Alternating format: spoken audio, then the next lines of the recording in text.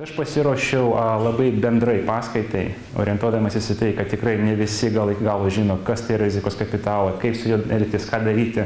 Tuo metu, kai kiti iš tikrųjų jau gal nori sužinoti kažkokių tai gilių specifinių žinių. Tai ką aš norėjau tiesiog paprašyti, kad man be pasakot, bet kuriuo metu, kai kyla klausimas, ypač jeigu susijęs su skaidrėm ir to, ką pasakoju, tiesiog kelkite ranką, aš sustosiu, paklausiu, jeigu turite specifinį kažkokį tai, ar tai gilesnį klausimą, ar tai platesnį, tai tiesiog užduokite ir pasistengsiu iš tikrųjų giliau tą atsakyti, nes bendra paskaita yra orientuotas į pakankamai labai bendrą lygį.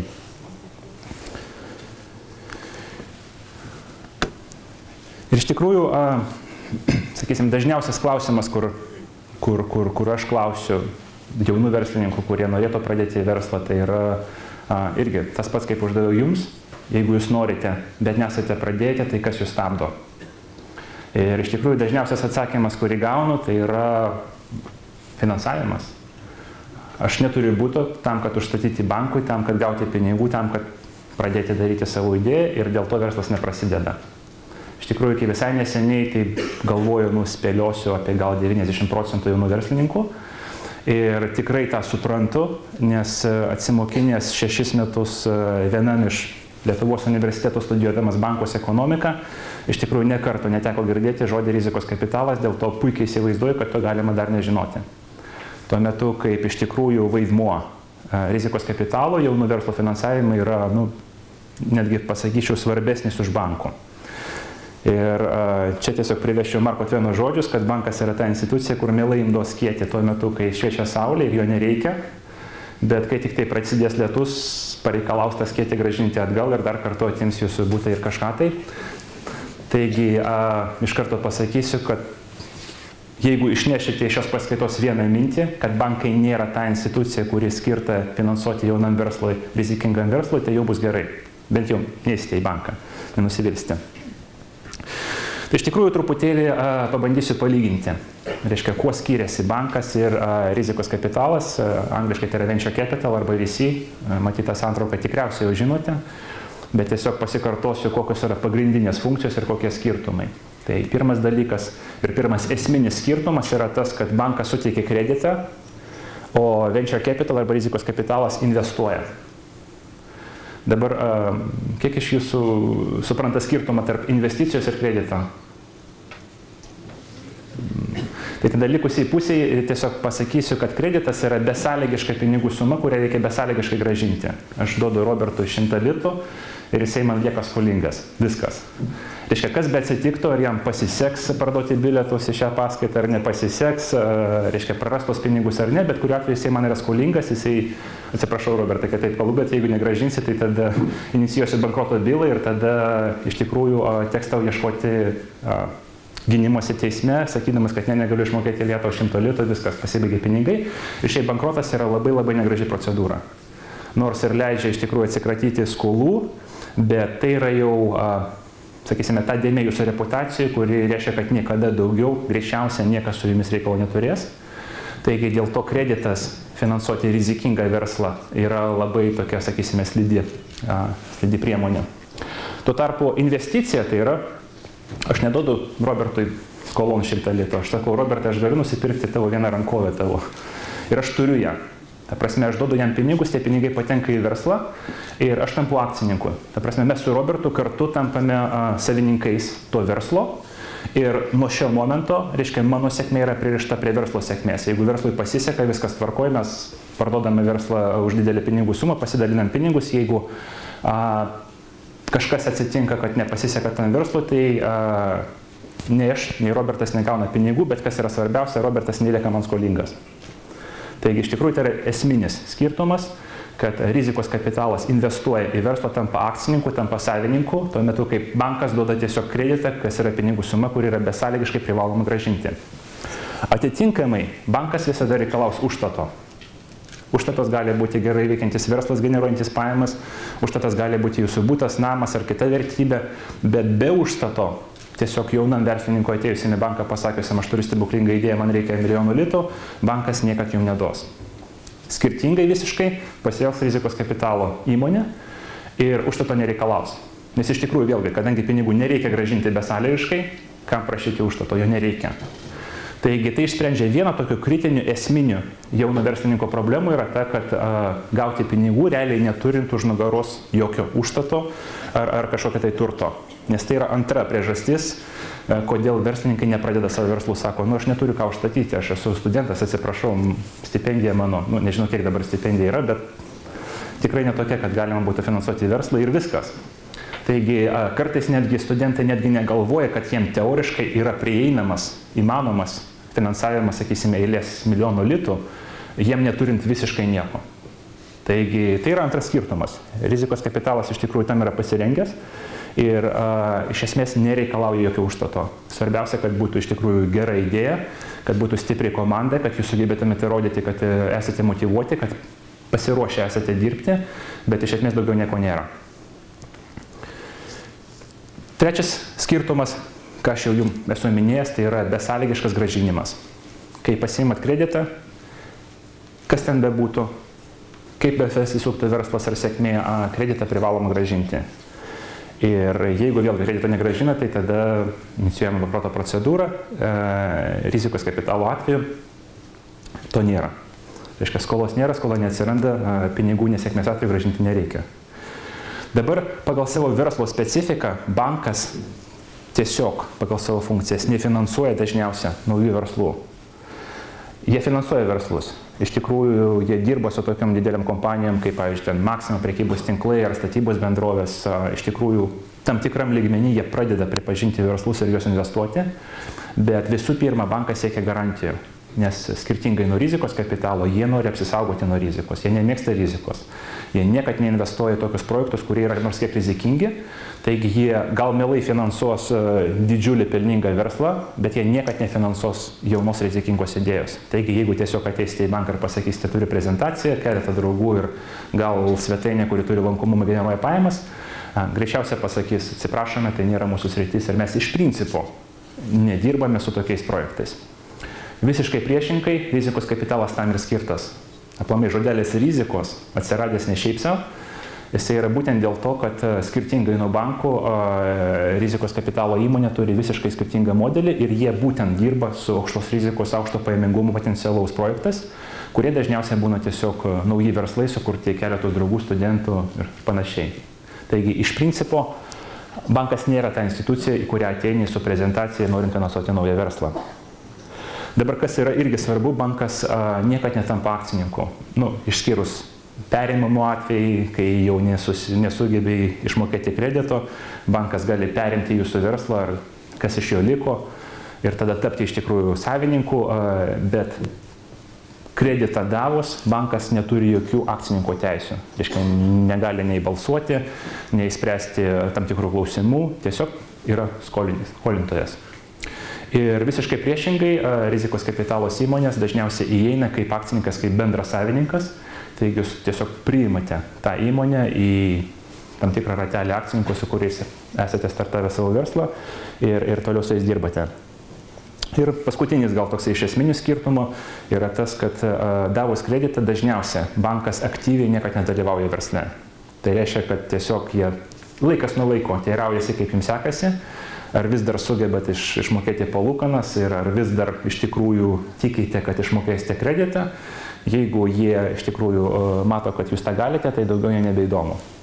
Ir vėlgi visiškai priešingai, rizikos kapitalas elgsis kitaip, jie norės aktyviai padėti jum pasidaryti ir labai gerą didelį verslą iš to, ką jūs turite, nes jie asmeniškai suinteresuoti tame, kad verslui pasisektų. Nes jų sėkmė, skirtingai nuo banko, priklauso tiesiogiai nuo jūsų sėkmės.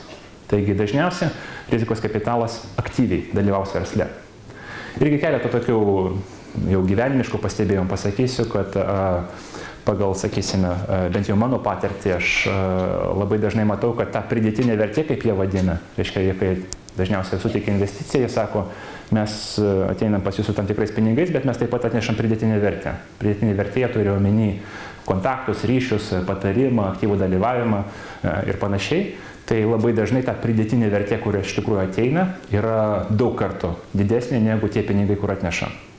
Čia irgi papasakoti tiesiog, kad kai aš ieškojau savo pirmosios investicijos, aš labai aktyviai domėjausi, kiek iš tikrųjų yra tų fondų, su kuo reikia dirbti, su kuo ne. Ir viena iš priežasčių, kodėl aš pasirinkau būtent Accel kompaniją, yra ta, kad tuo metu, tai yra 2007 metai, tai buvo kompanija, kurie vos ne vienintelė iš tikrųjų aktyviai dirbo mobilios srityje. Prieš mus, praktiškai mėnesį prieš mus, jie finansavo tokią žinomą kompaniją AdMob. Nežinau, gal teko girdėti, gal ne, mobilus reklamos tinklas panašus į Google AdSense, parduotas prieš porą metų Google už $850 milijonų, tai pakankamai didelis pasidaręs. Tai kas dar daugiau, reiškia, kada aš vedžiau dėrybas, iš tikrųjų vienas iš klausimų, kuriuos reikia apspręsti, yra kokie žmonės iš rizikos kapitalo kompanijos realiai dirbs su tavim kasdien, formuos tavo valdybą. Aš perskaičiau biografijas tų žmonių, tai buvo Heikki Makiarvi ir Rich Wong. Vienas buvo atėjęs iš aukštų Nokia pareigų, asmeniškai pažino ir Nokia vadą, ir viceprezidentus, ir aukštus pareigūnus. Kitas buvo atėjęs iš kompanijos OpenWave, kas, sakysime, 2007 buvo panašiai kaip Microsoftas telekomunikacijų rinkoje. Reiškia, jie diegia telekomunikacijos tinklus, serverius, GTV-us, pašto paslaugas, ryšio perdavimo paslaugas ir panašiai. Tai vat, tie žmonės atėjo ir tiesiog dėrybų metu jie sakė, kad jeigu iš tikrųjų įsileisite būtent Accelį, o ne kažką kitą, tai mes pažadam, kad šitie du žmonės bus valdybui ir iš tikrųjų visą savo patirtim, kontaktais iš tikrųjų padės jums, nes tas yra labai svarbu. Taigi dabar vertinant, sakysime, atsukant tą laiką atgal, nors tais laikais, sakysime, investicijos suma buvo $6,5 milijono atrodė pakankamai didelė, bet vertinant tą pridėtinę vertę, manau, kad 3 kart daugiau mes gavome pridėtinės vertės, tik dėl to, kad iš tikrųjų pasinaudojame pakankamai gerų, patyrusių investuotojų ir mums iš tikrųjų patarinėjo žmonės, kurie turėjo labai didelį svorį, patirtį, kontaktus, ryšius, įvaizdį telekomunikacijų rinkoje. Iki tokio lygio, kad pavyzdžiui, aš niekada nesitikėjau, kad 5 komandų žmonės Lietuvoje gali užsirašyti į prieimimą pas Nokia viceprezidentą, pavyzdžiui, pardavimus. Tai pasidaro įmanoma, kai po vieno skambučio pasirodo. Sprendžiame labai lengvai, tai vat tokie yra sunkiai netgi suskaičiuoti, iš tikrųjų kiek naudos gali atnešti tas aktyvus dalyvavimas versle. Turint omeny dar, kad rizikos kapitalo įmonė dažniausiai dirba su gal keletą šimtų kartais įmonių ir jų darbas yra statyti verslus, padėti verslams iš tikrųjų išaugti. Ir pažiūrėjus biografiją, pavyzdžiui, to pačio Accel investicinio fondo, pamačiau, kad jie buvo tame tarpe išauginę ir tą patį Facebooką. Taigi iš tikrųjų tas supratimas, kaip kompanija turi augti, reiškia, kaip ją valdyti, kokius skyrius dėti, kiek dėmesio skirti reklamai, o kiek produktų ir panašiai, tai yra neįvertinama. Paprastai tai ateina su rizikos kapitalu. To, aišku, niekad nedaro bankas. Dabar labai dažnai, iš tikrųjų, pasakysime, tų visų eilės klausimų, kodėl nepradedat verslo, labai dažnai susiduriu su tokia nuomonė, kad aplamai įsileisti investuotoją yra labai pavojinga. Nes kam, kodėl, ką aš iš to gausiu. Reiškia, labai daug yra ir baimių, ir nesupratimo. Pabandžiau iš tikrųjų pateikti keletą priežasčių, kodėl mano galva verta dirbti su investuotoju. Tam, kad tiesiog neatrodyčiau būtent tokių reklamistų ir sakydamas, kad čia viskas super gerai, po to pasistengsiu apžvelgti, kokie yra, sakysime, tokie atsargus momentai. Nes be abejo, nemokamas visiškai sūris būna žinomi kur. Tai tikrai yra tam tikrų momentų, kuriuos reikia įvertinti prieš priimant investicijas. Ir pabandysiu šiek tiek apžvelgti, atsižvelgti į tam tikras baimės, kur konkrečiai baimės turi žmonės, kurie įsitikinę, kad, pavyzdžiui, investuotojas ateis, atimsiu verslą, juos išspirs ir pasakys, ačiū, pasinaudoju idėją, reiškia, nuo šiol dabar dirbsiu pats. Tai pasistengsiu, sakysime, tokius mitus išskaldyti, nes iš tikrųjų tam tikros patirties teko įgyti, taigi norėtųsi labai pasidalinti. Taigi, kodėl verta iš pradžių aplamai priimti investiciją? Pirmoji priežastis tai yra maksimaliai sumažinti asmeninę riziką. Nes iš tikrųjų visų pirma, verslas yra rizika. Kaip ten bebūtų, kokie protingi bebūtumėt, kokia genialią idėją, kaip jums atrodo, jums gimtų. Statistika yra negailestinga, iš 10 pradėtų verslų vienas tik tai išgyvena pirmus metus. Taškas. Tai yra, tiesiog tokia yra statistika. Tai reiškia, ką jūs be pradėtumėt, kaip genialiai jums neatrodytų ta prezentacija, mintis ir panašiai, statistiškai 90%, kad jūs nepragyvensite netgi pirmų metų. Dabar, kas iš tikrųjų labai yra svarbu atsižvelgti, kad asmeniškai jums sėkmės tikimybė bus stipriai pervertinta. Nes žmogui yra būdinga Kai mintis yra mano, aš netgi nedaleidžiu, kad jinai neteisinga. Žmogui yra būdinga tikėti savo ir per stipriai pasitikėti to, ką jisai mano iš tikrųjų taip yra. Ir kartais negalvodami žmonės užstato būtus, namus, iš tikrųjų tiem patiem bankam, kurie, aišku, jeigu su užstatu, tai tikrai duoda kreditą, bet verslo nepasisekus, praranda daug ką. Aš taip pasakysiu, kad šiais laikais svarbiausias, iš tikrųjų brangiausias resursas yra laikas. Ir tiesiog pats faktas, kad jūs esate pasiruošę atiduoti savo verslui jau metų ar 2 ar 3, kiek reiktų, jau yra pakankamai didelė investicija, kuri gali atsipirkti, gali ne. Ir ačiū Dievui, šiais laikais yra pakankamai privataus kapitalo, kuris leidžia supirkti likusią riziką, tam, kad jeigu jūs norite pradėti verslą, jums nereikėtų dėti savo nei cento. Nerizikuoti, jeigu ir turite butą ar mašiną, gerovę, nežinau, kažkokią, tai to neprivaloma daryti. Jūs galite bent jau sumažinti savo riziką iki to, kad iš jūsų reikės laiko ir pastangų ir viskas. Ir daugiau nieko. Taigi, mano galva tai yra svarbu, nes visada turėkite omeny, kad 90% tikimybė yra prieš jūs. Tai jums, kad iš tikrųjų kažką pasiekti, teks bandyti ne kartą, o 10. Ir kiekvieną kartą užstatant ir prarandant butą, nežinau, čia reikia jau pasidaryti milijonierių, nebent kaip prieš tai esi milijardierius, ne? Kaip anekdote. Antras dalykas, iš tikrųjų, kas yra labai svarbu, kad pritraukus investiciją jūs galite susikoncentruoti ties vieną produktą ar idėją ar verslo koncepciją. Nes irgi labai dažna, nesakysiu klaida, nes pats esu daręs, dėl to nesinori tą vadinti klaida, gal nepatirtim, yra ta, kad labai dažnai žinodamas, kad tau finansuoti, pavyzdžiui, savo idėją reikia kažkokių pinigų, išlaikyti tos pačius programuotojus, labai dažnai įmonė pasirenka vienu metu vykdyti keletą darbų, pavyzdžiui, vykdyti ten kažkokią tai valstybės užsakymą, tuo pačiu diegti kažkokią tai komercinę sistemą privačiai įmoniai, trečdalį laiko praleisti rašydama savo produktą ir panašiai. Ir irgi čia reikia turėti omeny, kad konkurencija šiuo metu yra visiškai negailestinga.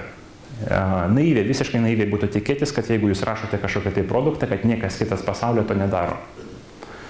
Didelės idėjos yra kaip didelis dramblys, nepastebėtos nelieka. Ir jeigu jūs vienu metu bandote ir, pavyzdžiui, aptarnauti kažkokią tai įmonės tinklus ir tuo pačiu, reiškia, uždirbti tą duoną, kad apmokėti savo produktą, jūs skaldote savo pastangas per pus. Tai reiškia, kad pagrindinis produktas idėja, dėl ko jūs aplamai viską darote, gauna tik tai pusę jūsų pastangų. Tai reiškia, kad lyginant su to, kuris tuo metu tokia pat idėja vysto 100% susikoncentravęs, jūs tiesiog turite dvigubai mažiau šansų. Taigi išorinė investicija leidžia negalvoti apie kasdieninę duoną, apie tai, ką man sumokėti rytoj darbuotojams ar už ofisą ar už internetą. Tiesiog turėti atsidėję rezervą ir susifokusuoti visiškai. Dieną, naktį, rytą, vakarą, sekmadienį, šeštadienį, nebent per kalėdas atostogas turit. Bet susikoncentruoti visiškai, tai stipriai padidina sėkmės tikimybę. Stipriai. Viena iš dažnų klaidų, kur aš tikrai matau Lietuvoje, kai tipinė kompanija, kokių 5 žmonių maksimum skirs pagrindiniam produktui 10-15%. Ir tuo pačiu darys, reiškia, ir svetainė kažkam tai, ir e-parduotuvė dar kažkam tai, dalyvaus 3 valstybės tenderiuose ir panašiai. Taip, užsidirbsi pinigų duonai sviestui, atlyginimams, bet tokiais tempais labai lėtai judėsi. Ir čia yra trečia priežastis, kad greitis yra viskas. Irgi kartais sutinku tokių naivių nuomonių, kad patentai ir kitos priemonės gali apsaugoti, realiai visiškai ne. Kartu pasakysiu, kad bent jau mūsų rinkoje Europoje aplamai nepripažįsta iš principo programinių patentų, algoritmų ir taip toliau. Amerikoje pripažįsta ir nors ir tenka girdėti apie tos patentų karus, realiai situacija yra paprasta. Patentas jūs neapsaugo, taškas. Jeigu, pavyzdžiui, kompanija kaip Google ar Yahoo ar kitas startupas norės kažką daryti, kai jūs esate išpatentavę, greičiausiai jie tą darys ir viskas. Ir ieškokite laimės teismuose ir panašiai, realiai tai yra labai mažas procentas tokių problemų sprendžiama yra per teismus. Gyvenimo realybė yra tame, kad jeigu turi idėją, ypač gerą, ypač jeigu iš tikrųjų esi gavęs patvirtinimą, kad jinai gera, kaip jau minėjau, didelės idėjos, kai drambliai nepastebėti nelieka, greičiausia kažkas kitas tą daro, greičiausia tą bus pastebėję ir didelės korporacijos. Ir vienintelis ginklas, kurį turite jūs, ko neturi, pavyzdžiui, tas pats Google'as, tai yra greitis. Jauna kompanija pagal brėžimą yra maža ir gali judėti greit. Gali padaryti kažką per 6 mėnesius, jeigu iš tikrųjų yra susikoncentravusi, ką tam pačiam Google prireiks porą metų. Nes čia tokia irgi iliustracija iš gyvenimo. Papasakosiu, kaip mes pietavome su viena iš Nokia vadovų ir jisai skundėsi, kad, reiškia, kaip viskas Nokijoje blogai, buvo jisai pastebėjęs gramatinę klaidą puslapyje vienam iš Investor Relationship puslapių ir buvo parašęs, reiškia, skyriui, kuris yra atsakingas už turinį, reiškia, patalpino jo tą užklausą į kažkokią tai eilę, po to skyrė prioritetą ir sako, jau pusmetis praėjo, gramatinė klaida lieka ten pat. Nes tai yra tiesa, kad pakeisti vieną raidę korporatyviam Nokia puslapyje pritrunka 6 mėnesiai ir daugiau.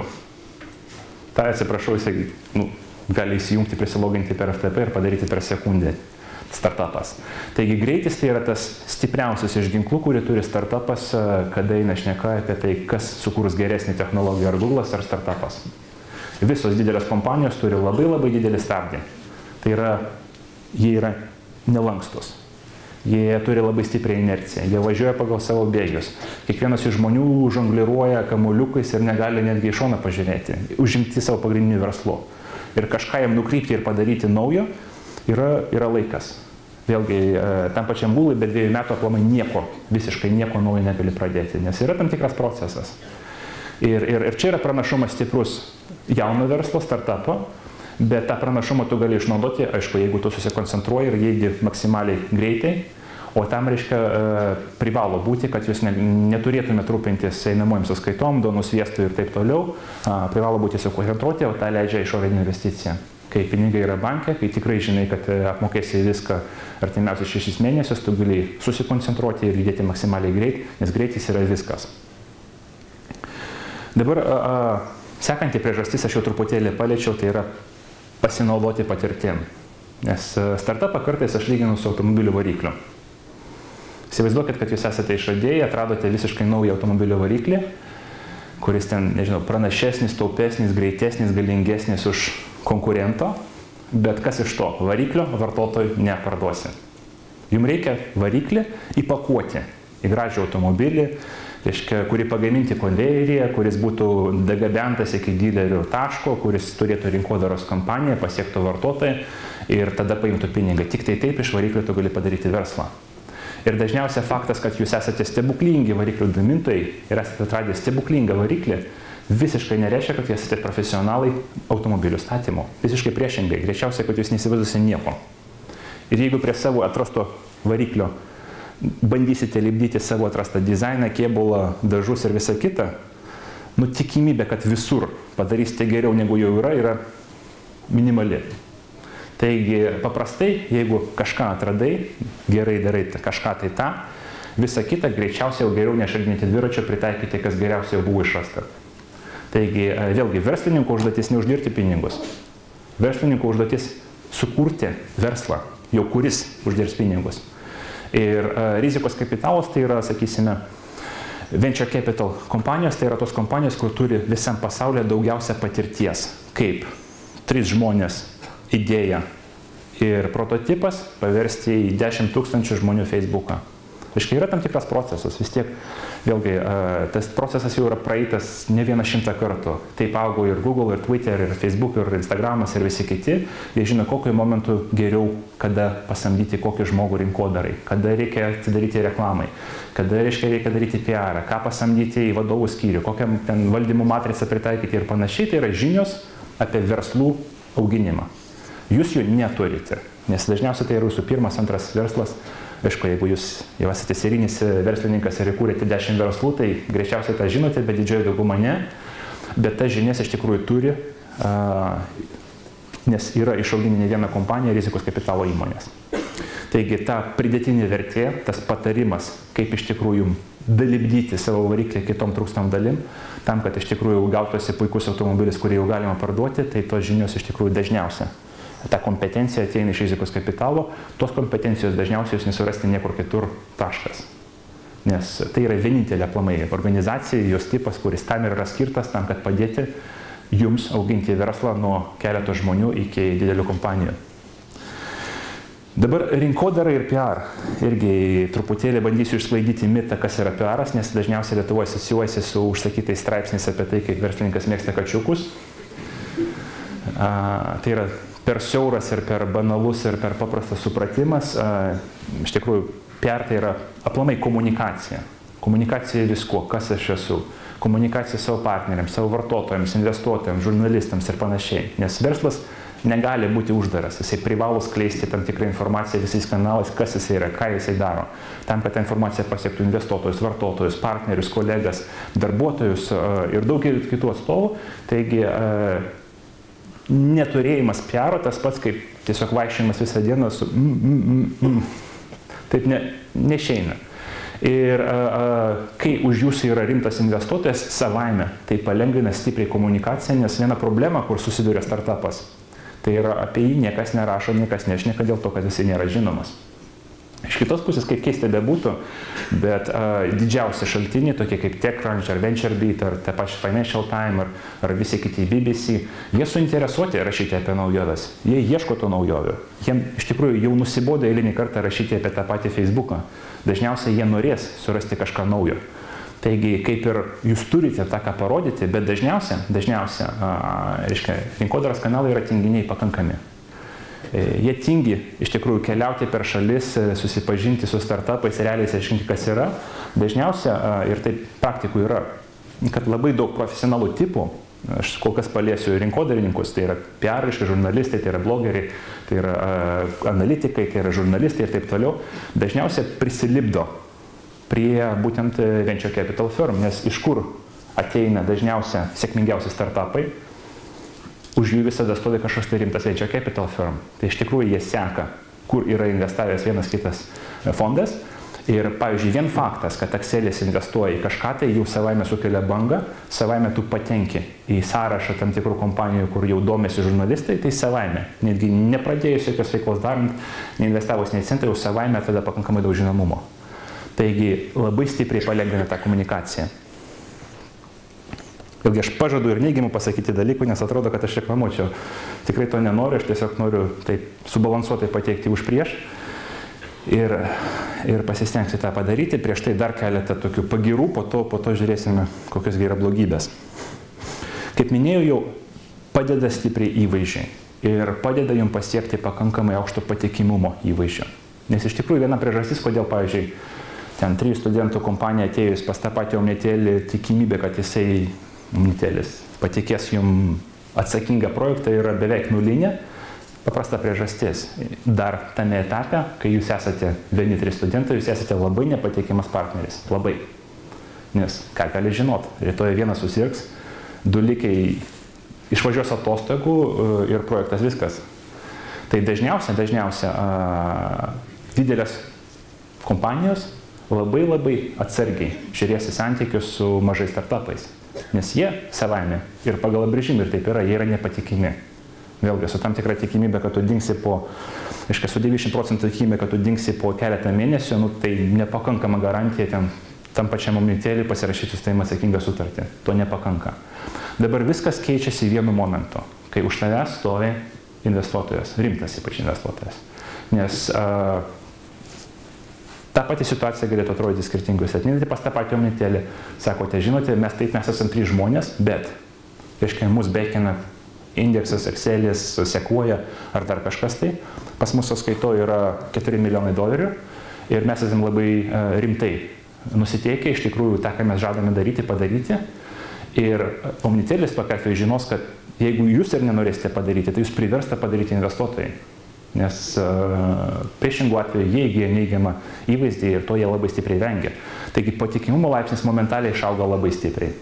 Iki tokio lygio, kad vėlgi aš čia jau iš patirties sakau, kad prieš pirmą investiciją mes 5 vyrukai Lietuvoje Vilniuje netgi nesigalėjo, aš netgi nesitikėjau, kad galėjo ateiti pas Nokia. Reiškia, po investicijos viskas, kas pasikeitė, tai buvo viešai žinoma, kad mus bekina Excelis ir pas mus atsirado solidi suma bankai, viskas. Reiškia, produktas, darbuotojai, niekas nepasikeitė. Ir savaitę po to, reiškia, sėdint viceprezidento Nokia vienam kabinete, jisai mus žiūri rimtai. Ką mes pasakojam, Šalia yra SEL atstovas, patvirtina, kad taip iš tikrųjų tai yra mūsų portfelio kompanija, mes ją nuodugniai išnagrinėjome, mes tik tai tikime tą technologiją, kad aplikacijos iš tikrųjų pakeis pasaulį ir tai mums svarbu ir viskas. Reiškia, tuo momentu jūs iš tikrųjų pradėte žaisti lygiom su netgi tokiam korporacijom kaip Nokia. Kartais netgi geriau sekasi negu Nokia, kuri dabar negeriausius laikus pergyvena. Nebent dar atsigaivins, jeigu padangas pradėt gaminti, bet gal dar ne šiemet. Ir tas įvaizdis, tas patikimumas, iš tikrųjų tuo pačiu leidžia jums pritraukti vadovus ir darbuotojus. Nes čia truputėlį gal iš šono nukrypsiu. Tai šiam momentui aš kol kas dar kartą pasikartosiu, kad tas įvaizdis, kurį sukuria pats faktas, kad jūs investavo rimtas investuotojas, jau savaime yra tam tikras potencialių darbuotojų pritraukimo centras. Nes vėlgi, nukrypsiu pasakydamas, kad labai stipriai skiriasi esmė, principas kompanijos statymo užsienyje ir Lietuvoje. Vėlgi, kaip aš nekartą esu minėjęs ir pasakojęs, gal jau girdėjote, kad esu pastebėjęs, kad Lietuvoje kompanijos statomos iš apačios. Tai yra, kad įkūrėjas, pavyzdžiui, yra studentas, po to pasikviečia keletą draugų kolegų, tarkim, jiems sekasi, tai jie kaip ir pasikelia, tada pasamdo vidutiniam grandy, reiškia, irgi kolegų studentų, reiškia, toliau jiems sekasi, jie kaip ir pasidaro dideliais bosais, po to ten tie studentai vidutinio pasidaro tokiais mažesniais bosais, pasamdo dar studentų ir taip toliau, reiškia, auga iš apačios. Problema yra tame, kad kvalifikacija darbuotojų auga daug lėčiau negu kompanija. Ir tai reiškia, kad kiekvieno atskiro momentu ta piramidė yra neprofesionali. Kiekvieno atskiro momentu, reiškia, kiek bebūtų, sėdi viršuje neprofesionalas įkūrėjas, reiškia, jam pavaldus 2 neprofesionalai studentai, jam pavaldus 3 neprofesionalus patarėjai ir taip toliau, taip toliau. Ir ta visa struktūra yra labai, sakysime, nepatikima. Aišku, pliusas yra tame, kad tai pigiai kainuoja, bet, pigiai mėsą žinome, kad nebūtinai visada reikia valgyti. Taigi, kaip paprastai elgiasi užsienietiškos kompanijos, tai yra, reiškia, yra branduolys įkūrėjų, tai yra stiprius founderis, reiškia, esant bet kokiai užuomazgai sėkmės, sekantis žingsnis yra pinigų pritraukimas, už tos pinigus nupirkimas geriausia aplamai įmanomai prieinamų už pinigų žmonių. Taigi, kai tu esi, sakysime, 3 įkūrėjai, 4 žmogus bus viceprezidentas, pavyzdžiui, pardavimus ar inžinieriai, ištrauktas iš to pačio Yahoo, Microsofto ar kažkur tai turintis gal 20 metų patirties, kurio atlyginimas gali siekti ten $500 000 per metus ir panašiai, bet ištraukiamas pats geriausias aplamai prieinamas už pinigus profesionalas. Dabar čia dažniausia žmonės sako, yes, right, dabar viską mes, Microsofto viceprezidentas, eis į 3 žmonių startupą, netikim. Ja? Dabar aš iš karto pasakysiu 2 motyvus, neplėsiu labai ilgiau, bet 2 motyvus, kodėl tokie žmonės paprastai yra linkę eiti į mažas kompanijas ir realiai dirbti 4 komandų kolektyve ir jeigu reikia rankovės užsitraukti ir tada daryti realiai kažkokią tai darbą patys. Pirma priežastis, kad reiškia, aplamai motyvacija darbuotojų dažniausia yra ne piniginė stipriausia. Dažniausiai iš tikrųjų, jeigu pažiūrėsite, kas yra pasaulyje padaryta geriausio, tai niekad nebus sukurta grinai už pinigus. Tas pats Steve Jobsas, kai jisai kūrė iPhone'ą, netikiu, kad jam rūpėjo sekantis milijardas ar kažkiek tai pinigų, netikiu. Jisai kūrė dėl to, kad jisai norėjo pakeisti pasaulį. Taigi stipriausia motyvacija, kiek aš esu susidūręs, aplamai bet kuriam, yra visų pirma, noriu pakeisti pasaulį, visų antra, iš to noriu pasidaryti pinigą. Bet pirma, pakeisti pasaulį. Paprasta apklausa, kiek iš jūsų, pavyzdžiui, startavę verslą darote tik tai dėl pinigų? Ne vienas. O kas iš tikrųjų nori padaryti kažką, kas pakeistų pasaulį? Lygiai tiek pat, kiek savo verslus kurs, ne? Taigi iš tikrųjų, kas dažniausiai atsitinka, vėl čia psichologinis momentas, jeigu tu esi viceprezidentas nors ir tokia korporacija kaip Microsoft, dažniausiai tu turėsi labai ribotą galimybę kažką daryti. Labai ribotą. Tu priverstas būsi, iš esmės, prižiūrėti veikiantį darbą. Tu negalėsi realiai kažką padaryti, kas iš tikrųjų pakeis kažką, tai jeigu ir norėsi, tai žinosi, kad gramatinę klaidą tau reikia pakeisti 0,5 metų ir kad bet kokia tavo idėja be 5 metų aplamai netgi nebus pradėta nagrinėti. Taigi psichologiškai tokiam etape žmonės yra pasiruošę ir labai daug, pasakyčiau gal pusę, tokių, reiškia, solidžių pareigų pasiekusią žmonės, jau 20 metų rinkoje ir panašiai, gal pusė jų atviri naujom avantūrom, tai yra eiti į startupus. Dėl to, kad jie žino, kad startupė jų patirtis realiai pakeis pasaulį, nes jie galės pritaikyti ir jiem nereikia 6 mėnesių, kad kažką tai pakeisti interneto svetainėje. Taigi psichologiškai pusė tokių kvalifikuotų, patyrusių, talentingų žmonių pasiekusių aukštas pareigas yra linkę bent jau išklausyti jūsų pasiūlymą. Dabar antras momentas. Visi amerikiečiai sako, kad iš atlyginimo, koks jis didelis bebūtų, milijono nesutaupysi taškas. Nes atlyginimas pagal apibrėžimą yra fiksuotas. Koks aukštas jis bebūtų, jisai nebus toksai aukštas, kiek potencialiai tu galėjai uždirbti tam pačiam startupė. Nes ką gali pasiūlyti startupas, ko negali pasiūlyti didelė korporacija, tai yra nuosavybė. Dažniausiai, pavyzdžiui, pritraukiant viceprezidentus ar panašo rango žmonės, kiekvienas gauna apie gal 1–2% kompanijos akcijų, nes tame etape nuosavybė yra pakankamai pigi ir tai yra ta kaina, kur, sakysime, startupas sumoka tokiam žmonėm už tai, kad jie yra, už tai, kad jie ateina, sutinka ateiti pas jūs. Jeigu paskaičiuosite, kad vidutinis exitas, tai yra, kai jau parduodi verslą ar išeini į biržą, yra tarp 100 ir milijardo dolerių, tam 100 milijonų ir milijardo, kiek gali būti vertas, pavyzdžiui, 2–3% akcijų paketas. Kartais pakankamai daug. Taigi vėlgi, kai tu esi jau, sakysime, tokioj senior padėti didelį korporacijai, esi pasistatęs ten namą, nupirkęs automobilį, ten pležą, šunį, žmoną, ne, kitą eilį, žmoną ir visa kita, tai sekantis ten 100 000 ar milijonas tave jau netenkina, viskas, tau iš esmės nieko nekeičia gyvenime. Tai tau reikia iš principo, kad, sakysime, pakeisti iš principo kažką tai gyvenime, tau reikia daug daugiau. Taigi tu žinai, kad taupyti reikės iki gyvos galvos, o startupas yra būtent ta terpė, kur potencialiai sėkmės atveju tu gali uždirbti daug daugiau. Nes visi žinome legendas apie tai, kai sekretorės iš Google pirkdavo salas po Google IPO. Tokį irgi linksmą faktą pasakysiu, kad mėnesį prieš Facebook IPO visoje Kalifornijoje nebuvo įmanoma nusipirkti luxury automobilio. Reiškia, visi buvo rezervuoti būtent 2 mėnesiam priekį, nes labai daug Facebook darbuotojų buvo rezervavę ar tai Ferrari, ar tai Lamborghini, ar tai bent jau, sakysime, tokio rango automobilio nebuvo įmanoma iš principo užsisakyti, nes, sako, Facebookas laukia IPO, reiškia, atsiras labai daug žmonių su labai daug pinigų ir viskas, visi jau viską užsakė, tai laukite. Taigi, jeigu tu esi mažas startupas, tu tikrai gali pritraukti labai stiprius žmonės, kurie noriai ateis pas tave, turės energijos, entuziazmo, motyvacijos, kvalifikacijos, talento ir viso kito, tam, kad iš tikrųjų pakeisti labai daug šiame gyvenime. Jums tokių žmonių reikia, nes vėlgi jūs turite variklį, jums reikia viso kito. Greičiausia ir kokybiškiausia visą kitą gauti išeis tada, kai jūs pasieksite žmogų, kuris tai yra daręs, kuris tą pažino. Štai, kad jums nereikėtų eksperimentuoti ir jūsų rizika būtų sumažinta. Jūs galite juos pritraukti, jie nori ateiti, bet dabar pastatant save, pavyzdžiui, jų krėslą, pavyzdžiui, sėdžiu aš ten kokioj Nokijoje ir svajoju apie darbą startupę.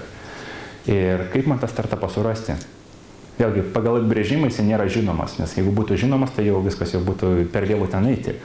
Tai jie neis per, nežinau, universitetus ar gatves, ką jie darys, jie dažniausia, kaip angliškai čia, hang around su VC. Reiškia, jie visada norės palaikyti ryšį su VC, nes būtent per VC dažniausiai ir ateina tos galimybės. Pavyzdžiui, investuoja rizikos kapitalas į eilinį startupą, momentaliai atsiranda poreikis 3–4 patyrę profesionalai.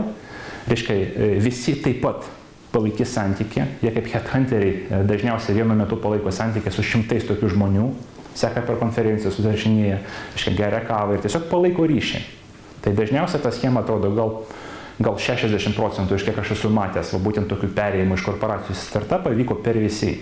Ir dažniausia schema yra, kad visi susidarys savo tokį tinklelį žmonių, kurie potencialiai kažko tai ieško. Vienas nori, pavyzdžiui, būti pardavimo vadovu startupė, kuris veikia mobilioje srityje. Kitas nori būti inžinierijos vadovu startupė, kuris ten vysto socialinius tinklus ir panašiai. Tai visi žino, jie palaiko ryšį. Jie turi duomenų bazę, jie turi santykius, jie dažniausiai žinos ir asmeniškai. Ir tikrai nuodugniai išstudijuos kvalifikaciją ir visą kitą. Tai naudinga ir visi, ir profesionalams.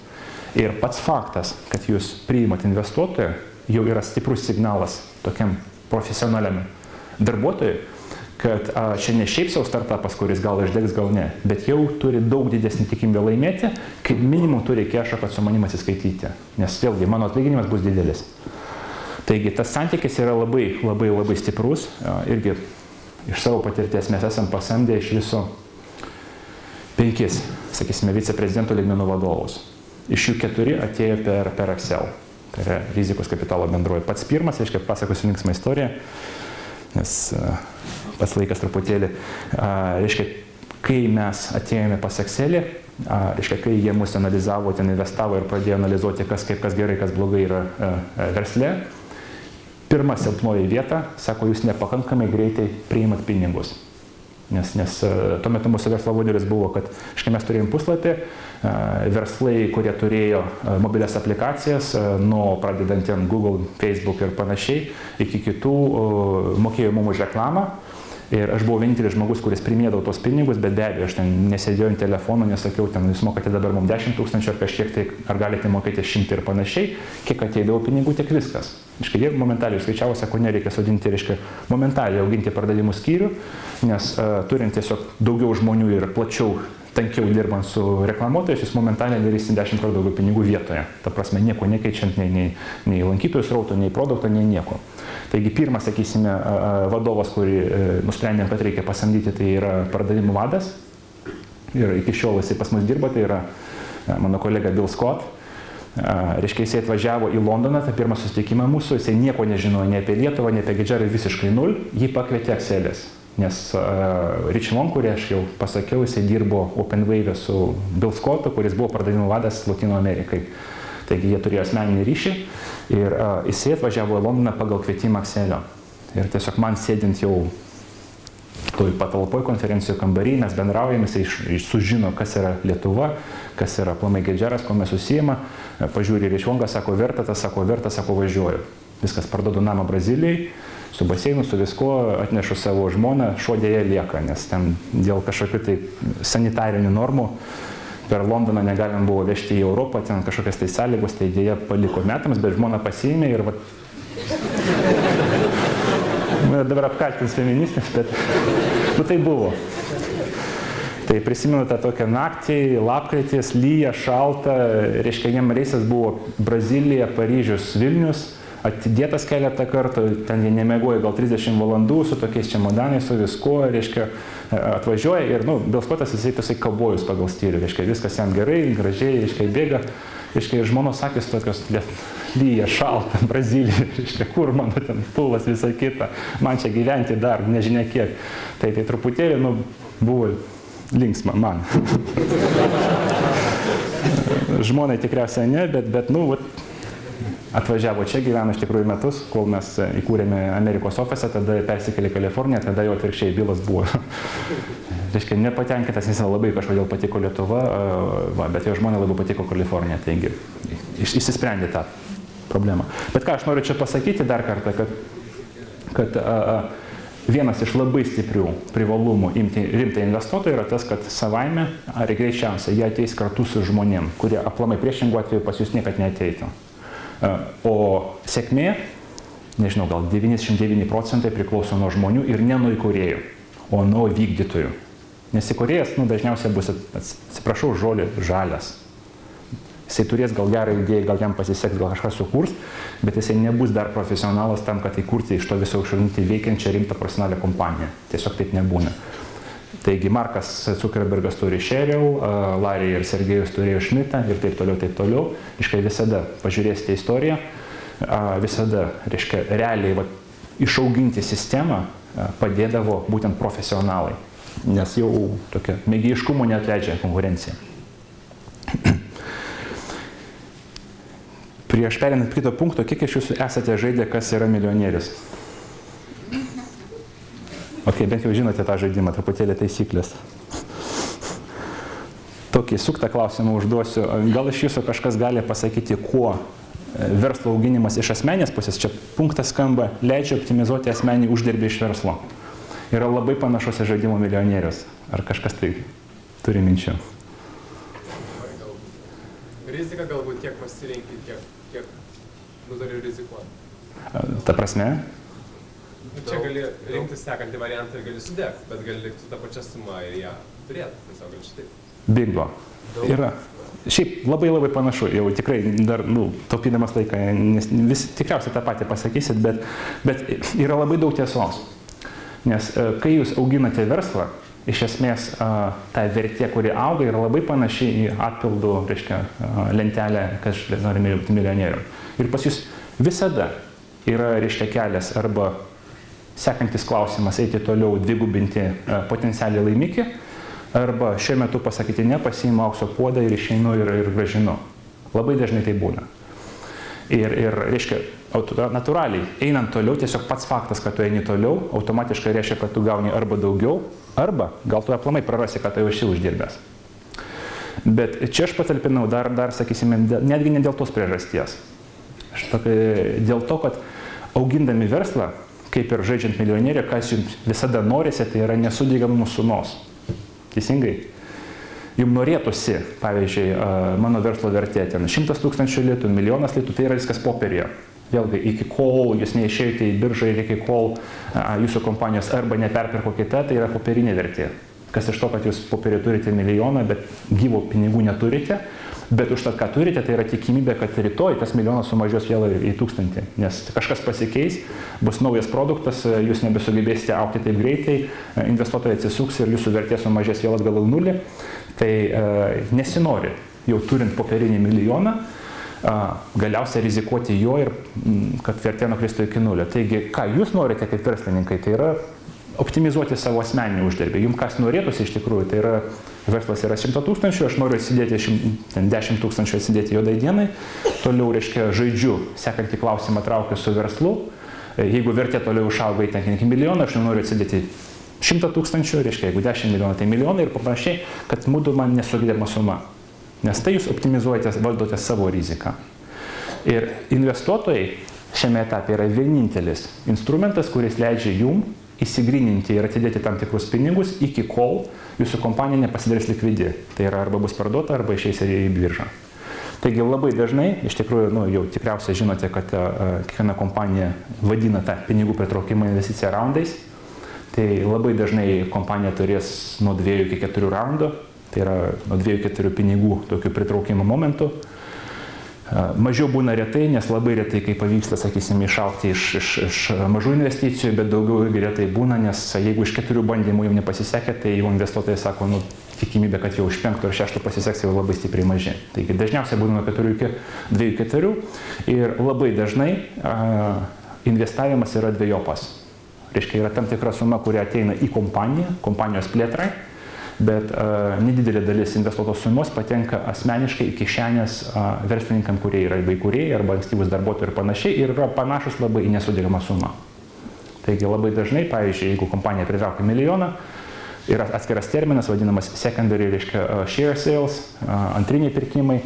Taigi iš to 1 000 000, pavyzdžiui, gali 200 000 nukeliauti į kišenės įkūrėjams už esamas akcijas, jie juos investuoja saugiai kažkur tai kitur, 800 000 patenka į kompaniją ir tada kompanija toliau auginama, bet jeigu taip įvyksta, kad dėl kažkokio priežasčių viskas sudega, ta nesugedama suma lieka iš tikrųjų verslininko kišenėje. Taigi tai padeda labai stipriai optimizuoti būtent asmeninį finansų ir rizikos valdymą ir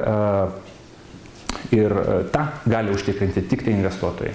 Vėlgi, kol kompanija nėra likvidi, tol popierinė vertė niekaip negali būti paversta į grynus pinigus. Taigi labai dažnai tenka matyti, sakysime, kad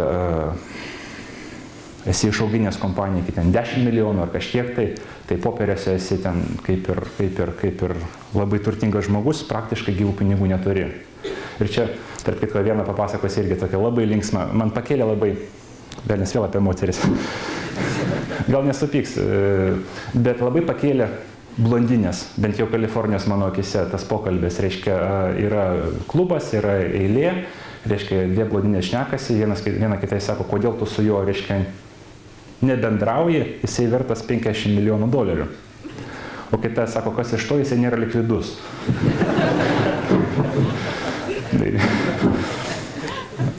Tai va čia yra būtent tas atvejis, kai popierinė vertė gali būti kokia nori, bet realiai tu nesi likvidus, tai reiškia, kad grynų pinigų už tave nėra ir tikimybė yra, kad jų ir nebus. Yra tam tikra tikimybė.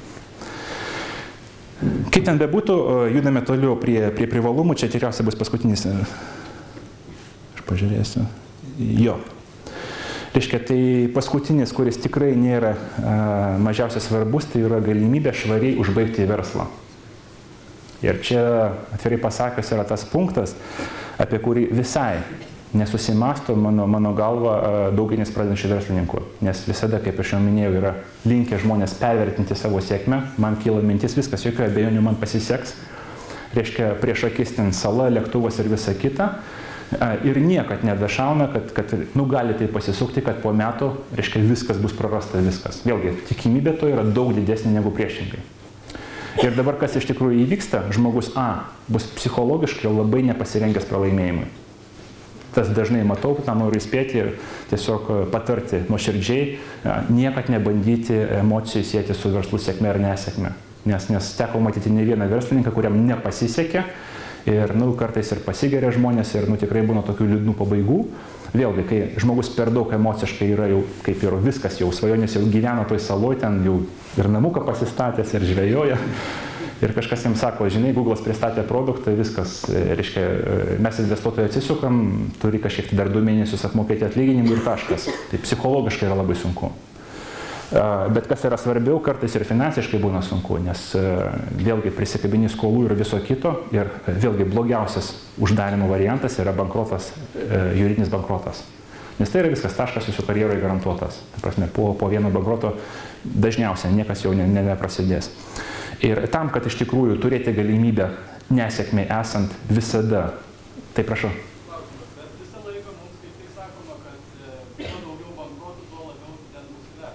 Jo, dabar čia aš noriu labai tada į semantiką pasižiūrėti. Reiškia, dažniausia žmonės sakydami bankrotas, reiškia, yra 2 reikšmės. Vienas yra juridinis bankrotas. Reiškia, kad aš turiu skolų, jų nesugebu susimokėti ir, reiškia, tada skelbiu bankrotą, tada teismas mane apsaugo nuo kreditorių. Čia yra juridinis bankrotas. Yra toksai būtinis bankrotas, kur sako tiesiog mano pinigai dingo, nesusimokėjau ir viskas. Tai kai žodžio prasme yra nesėkmė, tai tada būtent taip ir sako, kad žmogus, ką jie nori pasakyti, tai sako, yra patyręs nesėkmių. Bet tai nėra juridiniai bankrotai, kur aš ieškau prieglobsčio, reiškia, ir noriu apsisaugoti nuo kreditorių. Taigi, tiesiog nesėkmių, jų nereikia bijoti. Vėlgi, pagal apibrėžimą jų yra 10 kartų daugiau negu sėkmių. Taigi, nesėkmių patirti nėra, kaip sakoma, tai yra normalu. Visiems tai būna. Bet tokio juridinio tikrąja prasme bankroto, kai tu palieki, reiškia, kreditorius be grąžinimų, tas yra labai nesveika. Tai tokių, reiškia, žmonių jau karjeros yra tikrai labai apsunkintos kaip minimum. Taigi, tiesiog nesėkmių būna ir gali, ir greičiausiai bus, bet formalių bankrotų aš tikrai nepatarčiau pergyventi tą procedūrą, nes tai yra bjauru. Tai yra bjauru. Jau nekalbant apie tai, kad tiesiog nesąžininga. Tiesiog, kai palieki kitus žmonės, pavyzdžiui, ten statybininkai palikdavo žmonės be namų, ten bankai palikdavo žmonės be indėlių ir panašiai, tai yra bjauru. Taigi, vėlgi, dažniausiai mano pastebėjimai žmonės nėra pakankamai pasiruošę nesėkmiai tiek psichologiškai, tiek verslo prasme. Ir vėlgi, jeigu tu dirbi, pavyzdžiui, iš kreditų ir viso kito, jeigu, pavyzdžiui, verslo yra finansavimo trūkumas, pradedi uždėlsinėti su mokėjimais, susidaro skolų ten tiekėjams, partneriams ir panašiai, tos pinigus bandai, reiškia, užkišti skėlės banko kredito, reiškia, tą burbulą augini, kažkada ateina momentas, kad jau viskas nebesugebu, nebevaldomas tas, sakysime, burbulas ir tada, būna labai liūdnų atvejų. Ir investicija išorinė yra būtent tas garantas, kuris jums leidžia ramiai miegoti galiausiai. Nes jūs žinote, kas be atsitiktų. Ten rytoj, nežinau, verslas dingsta, viskas. Klientų nėra, pinigų nėra. Jūs žinote, kad blogiausiu atveju viskas, kas atsitiks, tai yra išlikusias sumos jūs atsiskaitysite ten su ofiso, ten ir darbuotojas, atlyginimai, sodrom ir viso kito. Gražiai užbaigsite, gražiai uždarysite ir pradėsite kažką, galėsite pradėti kažką naujo. Dažniausiai vėlgi toks scenarijus nepriimamas dėmesin, jis yra labai svarbus. Nes vėlgi nesėkmės tikimybė yra daug didesnė negu sėkmės. Ir tas yra, vėlgi, jau nešneku, kad psichologiškai pasidaro saugu, nes jau galiu miegoti naktimis, žinau, kad blogiausia, kas bus, pradėsiu iš naujo viskas. Jau nebus tokio, kad lakstys indėlininkai ten, griaus mano, nežinau, mėtys akmenys į mano daržą ir visą kitą. Aišku, leidžia tiesiog švariai, gražiai, džentelmeniškai užbaigti visą darbą, jeigu yra nesėkmė. Ir 2 momentus norėčiau galiausiai tokia, kaip padaryti bendrą išvadą. kad mano galva pritraukimas investicijos labai stipriai padidina tikimybę sėkmės, labai, sakyčiau, gal 100 kartų. Vėlgi, nesakau, kad negali būti sėkmės be to, bet labai stipriai padidina jos tikimybę. Ir B, laikausi paprastos matematinės tiesos, kad geriau 80% nuo milijono negu 100% nuo nulio. Taigi atsisveikinant su nedidelė nuosavybė, jūs stipriai ir daug padidina savo tikimybę laimėti. Tai va, dabar užteks dabar bandysiu tokius atsargius, tiesa, dar per baimės praeisiu. Jo, nesigaskit tos moters. Taigi, keletą tokių baimių. Irgi, kai kartais pradedi šnekėti su būsimais verslininkais, labai dažnai tenka girdėti tam tikrų konkrečiai objektyviai baimių. Tiesiog žmonės bijo. Turi tam tikrus stereotipus. Grįžtant prie to jūsų pasisakymo, kad užvaldys verslą, norės spręsti, išmes mane velnio per visą kitą. Taigi norėjau per tokius dažniausiai sakomas baimės praeiti ir pabandyti šiek tiek išskaldyti. Taigi pirmas pagal svarbą yra punktas investuotojas pavogs mano idėją. Reiškia, nežinau, gal šnekant su tais žmonėm, kurie dar nepradėjo savo verslą, gal 80% bijo, kad turiu idėją, reiškia, niekam ją nesakysiu, nes nedaug dievė pasakysiu, o dar labiau investuotojui, kuris yra užauginęs ne vieną verslą, pavogs mane, išspirs, mano idėją gyvendins, viskas manęs nebus. Tai yra dažniausiai, bent jau mano sutinkama baimė. Taigi, pirmas dalykas, aplamai, norėčiau truputėlį nuleisti į žemę, nes pasakysiu taip gal ir griežtai skambės, bet netikiu idėją, tikiu įgyvendinimu. Idėja savaime yra niekas, nulis. Sugalvojau dabar televizorių, tokio plonio, viskas, čia mano idėja. Kas iš to? Kažkas man sumokės, kažkas pavogs, ar kažkas iš jūsų darys? Ne. Jeigu aš sugebėsiu realiai padaryti televizorių, tokio plonio, tai tada taip.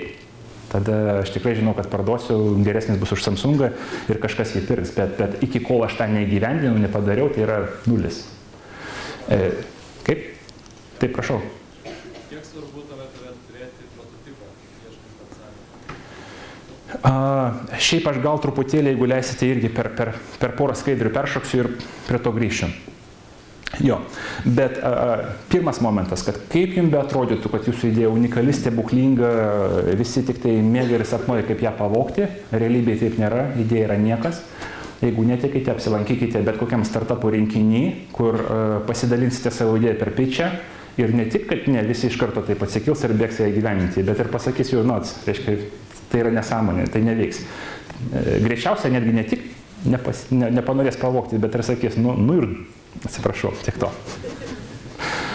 Tai tik tai jum atrodo dažniausia, kad ta idėja yra super stebuklinga, niekam kitur taip neatrodo. Dažniausia. Dėl to jos nevoks. Kitas dalykas, kad investuotojai, vėlgi, jeigu jie norėtų kurti verslus, jie kurtų verslus, o ne investuotų. Statybininkas stato, daktaras gydo, pilotas skraido, investuotojai investuoja. Jie nekūrė verslų. Pasakysiu vieną subtilų momentą. Iš esmės, jie tam tikrą prasme pasinaudoja verslininku. Nes jūs linkę pervertinti stipriai savo idėją. Stipriai. Daug labiau negu statistiškai jinai yra verta.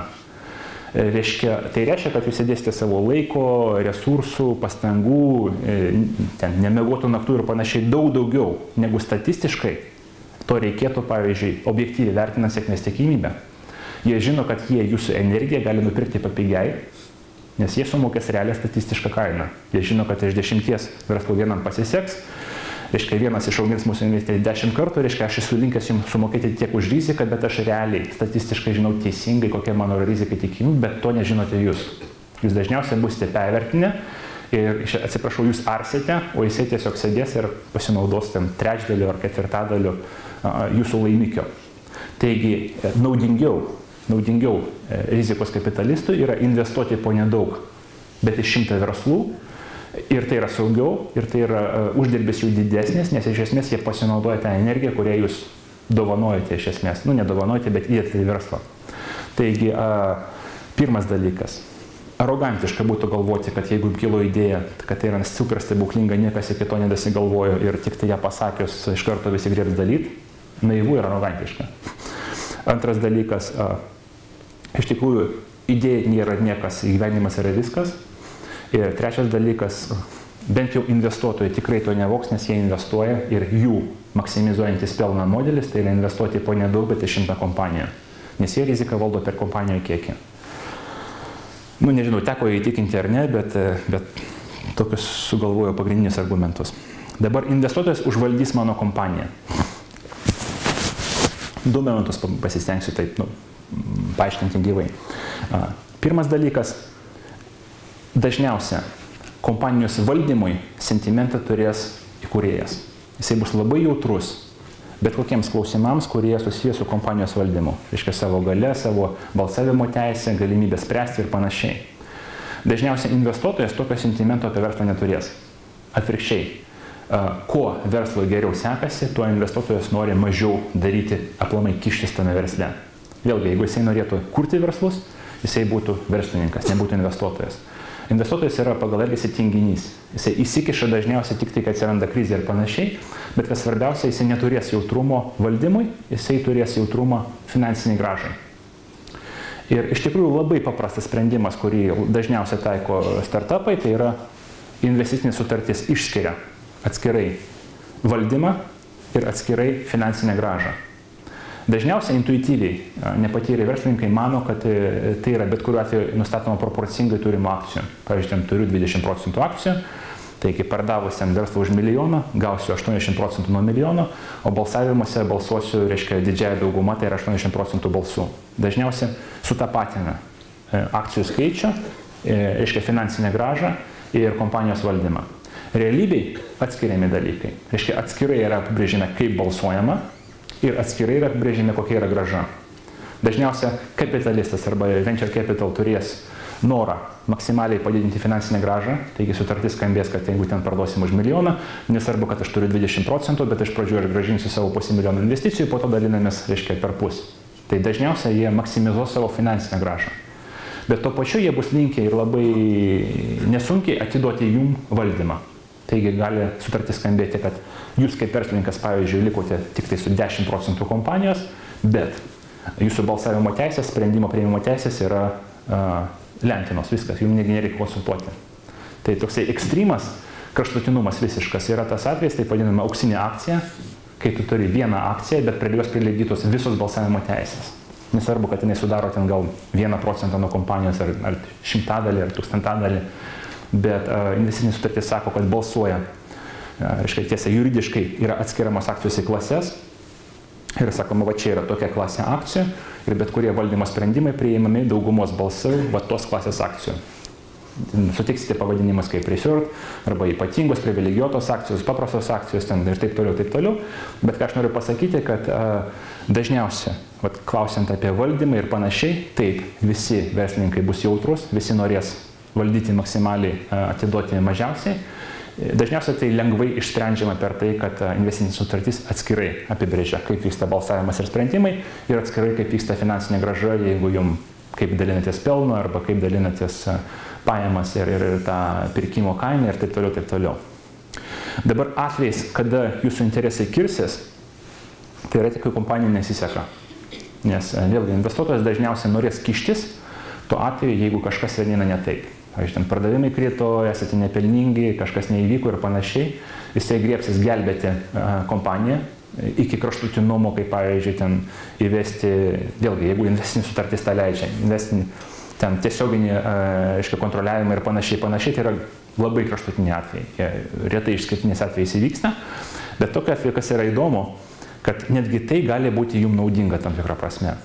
Nes visada, kuriant verslą ir darant verslą, jūs turite dvi kepurės. Viena iš jų sako, aš darau tai yra for fun, noriu pakeisti pasaulį, man linksma programuoti, ten kažką daryti. Kita kepurė yra jūsų paties kaip investuotojo, kuris sako, iš to verslo to pačiu aš noriu maksimaliai gauti pinigų. Visada tas dvi kepurės nešiojate.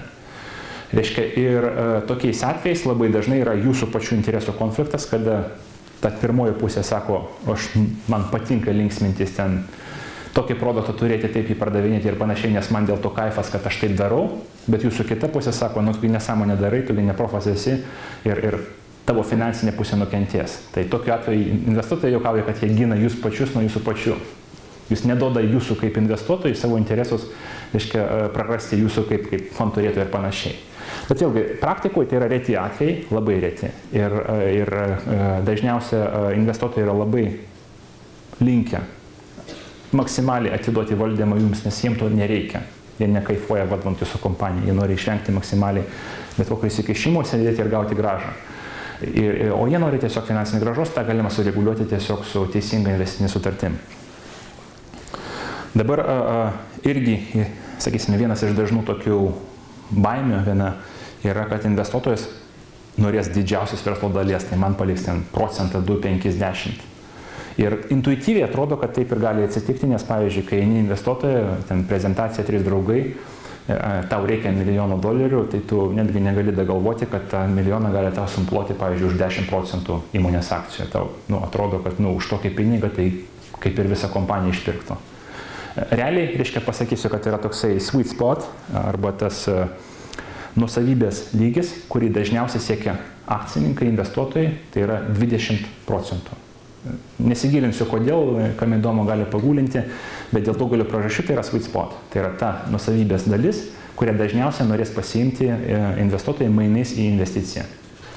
Iš karto irgi pasakysiu, kad kaip aš jau šnekėjau, kad atskirai yra ir valdymas, ir finansinė grąža apibrėžiama investicinė sutartim, tas 20% turėjimas visiškai nereiškia, kad jie gaus 20%, pavyzdžiui, pardavus kompaniją už $1 milijoną. Dažniausiai grąža bus labai nelininė. Ir vėlgi priklausomai nuo sutarties, o ne nuo akcijų skaičiaus, priklausys, pavyzdžiui, pardavus įmonę už $1 milijoną, ar jie gaus $500 000, ar tik tai 200 000. Ir dažniausiai sutartis skambės, kad taip, turime tik tai 20%, investuojame $1 milijoną, esant pardavimui, iš pradžių atsiimam savo $1 milijoną, o po to dalinamės 80-20. Tai reiškia, kad, pavyzdžiui, pardavus už $1 milijoną, jūs neturėsite nieko, o jisai turės viską. Pardavus už $2 milijonus, jisai atsiims $1 milijoną, po to dar 200 000, jisai gaus 1,2, jūs gausite 800 ir taip toliau. Taigi, kuo labiau sekasi, tuo labiau jūs priartėjate prie savo tikrosios dalies, bet nesėkmės atvejais, nesvarbu, kad turite 80%, galite aplamai ir nieko nematyti. Nes vėlgi, šiandien iš to, kad tikimybė, kad jums nepasiseks, yra daug didesnė, kad pasiseks. Tai reiškia, kad tikimybė, kad teks atsisveikinti su kompanija, parduoti yra pigiau negu jūs investavote, yra labai didelė. Dažniausiai vėlgi investavus $1 milijoną gali tekti parduoti už 100 000 ar mažiau. Reiškia, prie tokių mažų sėkmių jūs nematote nieko. Taigi tai yra ta kaina, kurią sumokė investuotojai už tai, kad jisai sutinka investuoti daug, esant iš esmės tik tai popieriams, 3 studentams ir tiesiog prezentacijai. Taigi jie nenorės 90%. Dar viena tokia yra labai rimta priežastis ir tikrai tą pašnekėjus su investuotojais suprasite, kad, kaip aš jau minėjau, jūsų didžiausias resursas, kurį jūs skiriate, tai laikas, energija. Ir jūs skiriate neproporcingai daug. Daug daugiau, negu statistiškai priklausytų sumokėti, sakysime, už tą loterijos bilietą. Daug daugiau, vien dėl to, kad jūs daugiau tikite savo idėją. Ir investuotojas realiai nori to pasinaudoti, nes jisai gauna gerą prekę už protingą kainą. Bet jisai taip pat žinos, kad jūs dirbsite kaip už tėvynę, tik tai tuo atveju, jeigu jūs busite didžiosios dalies savininkas. Kitais žodžiais, jo tikimybė pasidaryti pelną iš 20% yra daug didesnė, negu pasidaryti pelną iš 80%, nes jie žino, kad prie tokio santykių jūs nebusite taip motyvuoti. Iškia, naktimis nemiegoti, ten dirbti ilgai ir sunkiai ir taip toliau, jeigu jums priklauso mažuma. Dažniausiai psichologiškai, sakysime, iki 70% jūs dar jaučiatės kaip ir savininkai, dažniausiai, sakysime, jau prie 60, 50, 30 ir taip toliau, dažniausiai jau prarandi tą nuosavybės jausmą ir tada pradedi dirbti kaip kolūkyje. Ir tą investuotojai puikiai žino. Jie nori išgauti iš jūsų maksimaliai energijos, taigi jiem vėlgi jų pelno optimizuojantis taškas yra 80-20. Dabar sekanti baimė tai yra, kad reikia sudėtingų verslo planų. Ir tą baimę, atvirai pasakęs, aš irgi turėjau, vėlgi tam pačiam universitete per keletą kursinių bandęs priduoti keletą verslo planų, kur reikėjo ten Excelio lentelę nežinau kiek ir kokių paskaičiavimų ir nežinau kito laiko, man toksai kaip kilo tokia baimė, kad eiti parašyti ypač didelį pinigą, tai neįmanoma, bet ten 150 puslapį, ten vos ne disertacijos. Ir labai nustebau, kad, sakau, aš pradėjau bendrauti su Exceliu, iš esmės jie už mane paruošė tą prezentaciją. Pirmas dalykas, reiškia, jie man sufleravo Aš jiems sakau, kaip tą daryti. Reiškia, man atsiuntė pavyzdį kitos kompanijos, ištrinė pavadinimą, sako, va taip ruošk. Aš parašiau. Jie sako, ne, taip netinka, reiškia, duok aš tau perrašys, reiškia, jie už mane paruošė, bet tai buvo 5 skaidrės. 5 skaidrės po, nežinau, ten vienas grafikas ir panašiai. Taigi visa prezentacija yra labai paprasta būtinė kalba, ne mokslinė, ne ten finansinių srautų kontekstai ir panašiai. Tiesiog paaiškinti, ką tu darai. Reiškia, ir viena iš priežasčių yra ta, kad reiškia, per investuotojus praeina labai daug prezentacijų, jie patys netingi, nepretenduoja tai, kad suprasti ten labai stiprią dokumentaciją. Jiems reikia tiesiog suprasti, ką jūs darote. Taigi ta baimė tikrai yra nepagrįsta, jeigu manote, kad labai sudėtinga reikia ruošti prezentaciją, tai yra, nežinau, iš interneto galite atsisiųsti tiesiog, pavyzdžiui, investment pitch ar tiesiog investment presentation. Ir tai yra, tikrai galima pagimdyti per vieną vakarą labai nesivarginant. Ir tą puikiai supranta investuotojai ir tikrai tai nėra super sudėtingas dalykas. Dabar irgi viena iš tokių gal mažiau, bet tikrai realių baimių yra, mes esam pusantro žmogaus, tai yra aš pilną laiką ir mano kolega per puslaikio. Prezentacija, jokios ten kompanijos pavadinimo, brendo, buhalterių, reiškia, jokių požymių, vizitkių netgi neturime. Ir kaip čia dabar ateis kažkas į mane ten investuos milijoną. Iš principo taip nebūna, atvirkščiai kitaip nebūna, nes rizikos kapitalas pagal apibrėžimą investuoja būtent tokiame etape, kol jūs nesate dar rimta kompanija, nes jeigu jūs esate kompanija, kuri turi ir pardavimų, ir projektų, ir valdymą, ir visą kitą, ir visus požymius, tai jau tada per vėlu iš esmės investuoti į jūs. Tada grąža yra minimali. Taigi taip nebūna.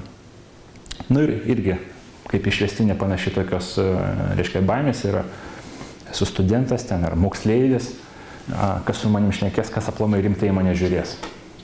Ir čia irgi netiesa, dažniausiai investuotojai pilnai supranta, kad tarp kitko, kaip keista bebūtų, bet stebuklingiausias paskutinių pačio laikų idėjos ir kompanijos ateina būtent iš jaunimo.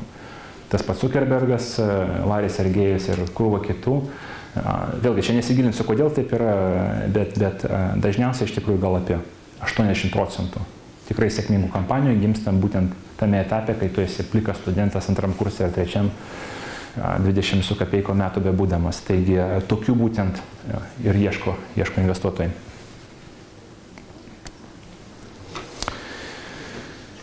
Tai va, iš karto daugelį, jie prašau.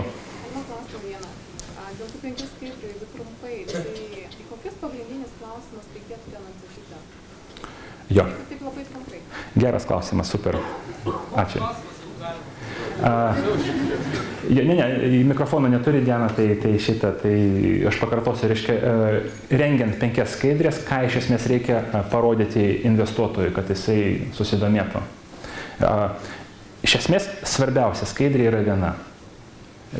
Jo, ir aš čia truputėlį gal leisiu savo paspekuliuoti už jos. Po tiek laiko susidariau įspūdį, kad investuotojai nestato tikslų suprasti, koks jūsų yra verslas, nenori, negali, per mažai laiko tam turi ir panašiai. Ko jie ieško realiai, tai yra sėkmės simptomų. Jo, nes tai angliškai pattern recognition. Kiekviena sėkminga kompanija turės begalę labai subtilių simptomų. Pradedant nuo to, pavyzdžiui, kaip auga vartotojų kreivė, ar tai yra matematinė progresija, ar tai yra geometrinė. Baigiant tuo, kiek investuotojų prie tavęs yra prilipę per konferenciją. Sąžiningai sakau, vienas iš tokių stiprių momentų pritraukimo, tai yra, kai tu esi konferencijai, prie tavęs prieina vienas investuotojas, kiti jau mato ir žino, kad dažniausiai aplink įdomius verslus sukasi daug investuotojų, tai savaime yra vienas iš simptomų. Kai su tavim šneka 3, 4 momentaliai reiškia, reiškia ir man reikia. Čia irgi tokia linksma istorija papasakosiu, yra vienas, neminėsiu įmonės, bet vienas toksai labai linksmas investuotojas, kuris jau 3 kartus pakartoja tą patį, reiškia, scenarijų, reiškia, jisai suranda mane konferenciją, reiškia, prieina ir sako, pašnekam, mes labai susidomėję, norim investuoti visą kitą, tiesiog, sėdam, pašnekam visą, ir po to, iškaip, tai ką tu ten darai? Maždaug tokio. Ta prasme, ir irgi taip, jau pradedi galvoti, iš tikrųjų, tam, kad suprasti verslą, reikia daug daugiau negu ten 2-3 valandų. Taigi suprasti iš tikrųjų, ar verslo turi potencialą ar ne, reikia labai stipriai įsigilinti, jūs gyvenate tame versle, investuotojas tą mato per vieną prezentaciją ir keletą valandų. Ir tiesiog netgi nemanau, kad aplamai iš principo yra įmanoma. Tas pats, kaip jūs parduodate lėktuvą, kažkam tai ir turite 2 valandas ir turite papasakoti, kaip jisai veikia. 2 milijonai detalių sujungti, ten eleronai, ten ir visa kita. Ir fiziškai neįmanoma perduoti tokio informacijos kiekio per tokią trumpą laiką, kad jisai dar suprastų, sakytų, baba, tikrai turi skraidyti. Nebūna taip. Bet ką jie pripratę, tai yra matyti simptomus. Ir kaip aš jau grįžtu prie tos skaidrės svarbiausios, tai yra anglai netgi vadina ją hockey stick. Žinote, kas yra, lasda, kuri yra pakreipta, tai yra vadinama geometrinė progresija. Yra 2 rodikliai, kur yra svarbiausia, ko ieško investuotojai, tai yra pajamų augimas, geometrinė progresija. Jeigu to nėra, tai tada vartotojų augimas, geometrinė progresija. Ir vieną skaidrę, garantuoju, įdedi vieną skaidrę, sakai, mes turim 10 vartotojų, kitą mėnesį 20, kitą mėnesį 40, kitą mėnesį 80 ir turime visus metus ir mes tolygiai augame taip, viskas. Iš esmės, investuotojų daugiau nieko nereikia. Čia buvo toks linksmas pasisakymas, pamiršau aš to investuotojo vardą, bet jisai viešai pasisakė, dar kai Twitteris buvo mažas, jis buvo Twitteris paskelbęs. Tarp kitų, tai yra priežastis, kodėl Apple skelbė ten, kiek susiuntimų turi, todėl kad mes skelbėm, kad mes turim 1 milijoną susiuntimų per mėnesį, po to kitą mėnesį 2 milijonai, po to kitą mėnesį 4, kad komunikuoti netiesiogiai kreivę. Ir grįžtant prie Twitterio, buvo vienas toksai per konferenciją, kai Twitteris eilinį kartą pasakė, mes turim ten 4 milijardai twitų per kažkokią tai laikotarpį, jisai pasakė, velnias, aš nežinau, kas yra twitai, bet tokio augimo ignoruoti negalima. Jo, tai labai reprezentuoja teisingai. Tai vienintelė skaidrė. Aišku, jie taip niekad nesakys, jie bandys gilintis į verslą, kas kaip veikia, kas vartotojai realiai, tiesiogiai, netiesiogiai ieškos kreivės. Toliau, aišku, svarbu dar aparto, tai prašau. O būna skaičių falsifikavimas, ar dar reikėtų tuos skaičius pertikrinti ir kaip lengva juos falsifikuoti? Čia toks, jo. Supratau klausimą, ar galima tos skaičius falsifikuoti? Aš čia žiūriu iš investuotojų, kad jie nenukentėtų. Jo, iš esmės iš karto pasakysiu, aplamai bet kokia nesąžininga taktika ilguoju laikotarpiu neatsiperka visiškai. Ir konkrečiai, kaip bus, pavyzdžiui, jeigu aš falsifikuoju to vartotojų augimą, kas bus? Investuotojas pasakys, žingsnis, kurį privalomai neišvengiamai atlieka investuotojas prieš investuojant, tai yra taip vadinamas, technical due diligence ir legal due diligence. Jie išnagrinės, pasamdys kompaniją, vieną profesionalią techninę kompaniją, vieną juridinę kontorą, kurie išnagrinės jūsų biografijas, jūsų aplinką, ar turėjote bankrotų ar ne ir visą kitą, ar aplamai jums priklauso ta kompanija, ar nesate investavę dar kažkur tai ir taip toliau, atliks visą legalią juridinę analizę tam, kad pateikti išvadą saugu, kad aplamai jūs esate savininkai tos technologijos, jūs nesate pavogę, jūs dirbate su legalia programinė įranga ir taip toliau. Tai yra tiesiog legal due diligence. Ir bus atliktas technical due diligence, tai yra būtent, kai, pasamdoma yra kompanija, nepriklausoma trečia šalis, kuri praeis per tos skaičius ir sakys, iš kur atsirado tas skaičius. O kaip jūs paskaičiavote? Aha, tai yra Google Analytica, gerai, kaip jinai veikia ir taip toliau. Ta prasme, neišvengiamai tai išaiškės. Taigi tiesiog to neapsimoka pradėti. Bet vėl grįžtant prie prezentacijos, tai yra svarbiausias, bet tarp tų bus, sakysime, kur dar turi reikšmę likusios 4 skaidrės. Antroji pagal svarbą bus komanda, nes investuotojai žino, kad nuo komandos priklauso labai daug ką. Taigi, kuo geresnės yra rinkinukas žmonių, pavyzdžiui, aš esu Petras, aš dariau 10 svetainių, iš jų 5 veikia super ir ten turi tą. Dėl to žinau, kaip programuoti svetainės. Čia yra Jonas, jisai dirbo marketing, ten rinkodaros vadu, ten kompanija XYZ. Jisai yra prasukęs, išsukęs tokius produktus. Čia yra Kestas, jisai yra pardavimų vadas, jisai dirbo ten bitėje pardavinėdamas telefonus ir taip toliau. Tai prasme, investuotojas antroje vietoje žiūri, kad iš tikrųjų idėja gali būti stebuklinga, visa nuo komandos priklausys daug ką. Taigi labai padeda, kai tiesiog įjungi tą skaidrę komandą. Bet atsiprašau, tai ar nėra taip, kad paskui ta komanda samdoma? Kaip aš jau minėjau, dažniausia yra dinamika tokia, kad būna 1 arba 3 įkūrėjai, tame tarpe 1, 2, 3, 4, 5 maksimum. Dažniausiai, prieš pirmų pinigų pakeliant, yra tik ta periodinė komanda, tada turi kvalifikacija kiekvieno reikšmė. Dažniausiai tos jau stiprius vadovus nuperki už investuotojų pinigus, bet kaip aš jau minėjau, dažniausiai tu turėsi nuo 2 iki 4 raundų, tai kiekvienam raundė be abejo maksimaliai paryškini, pasakai, kad pas mus perėjo ten rinkodaros vadovas iš Google, pas mus perėjo tas ir tas, tada kas sekantį raundą, tas be abejo turi labai daug reikšmės. Taigi vėlgi augimas komandą, po to aš, kaip vadinu skaidrę, pačiupinėti. Reiškia, jeigu sakote, kad aš jau žaidimą, tiesiog parodykit, va, kaip jisai veikia, ten ekrano vaizdai ir panašiai. Nes jiems reikia suprasti, kas per produktas. Jo. Toliau stovi jau, pavyzdžiui, ten samprotavimai, kas yra verslo modelis, kaip jūs pinigus pasidarot. Čia niekada neteko matyti, toksai buvo linksmas filmukas YouTube'e. South Parką žiūrėjot, ne? Ir nežinau, tikriausiai nežiūrėjot, buvo, reiškia, South Parką, reiškia, kaip kūrė startupą South Parko. Ten toksai buvo, nelegalus padarytas su jų personažas, bet tokios startupo linksmas filmukas, kaip jie, reiškia, stato verslą. Ir ten, reiškia, prasidėjo nuo to, kad jie renka koines, reiškia, socks, we collect more socks, we get more socks ir panašiai. Reiškia, ir tada, reiškia, jie ieško investicijų, jie turi pitchą ir jie, reiškia, phase 1. Reiškia, renkam socks, reiškia, iš ten.